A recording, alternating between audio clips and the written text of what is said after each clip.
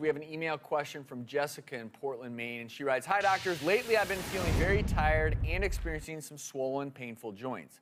I've also noticed that my eyes are becoming more sensitive to light, and I was told this could be sarcoidosis. What is that exactly, and are there treatments?"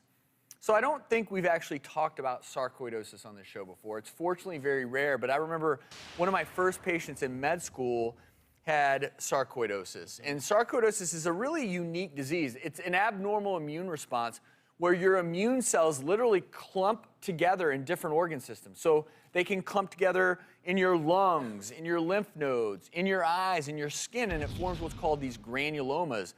And I have an x-ray to show people of what this would look like in your chest, because those little areas of white in both the right and left side, that's this clump of abnormal immune cells.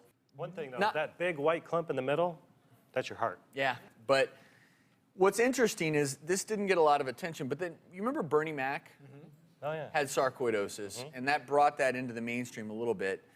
But the big thing here is if you're having these really vague symptoms, dry cough, shortness of breath, swollen lymph nodes, you're having these skin rashes that are different than anything you've ever seen before, blurred vision, painful red eyes, this is something that's on our differential as physicians. And it's a little bit like some of the other illnesses we've talked about, rheumatoid arthritis, lupus, where you have an abnormal immune response. So the treatment tends to be anti-inflammatory drugs, steroids, for instance. And the good news, 2 out of 3 people who get this tend to have it go into remission.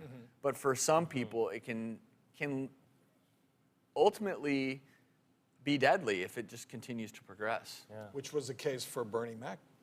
Yeah. If you're having those symptoms, you really do need to go be seen by a doctor. I want to thank you all for those great questions. And if you've got a question for us, as always, send it to thedoctorstv.com.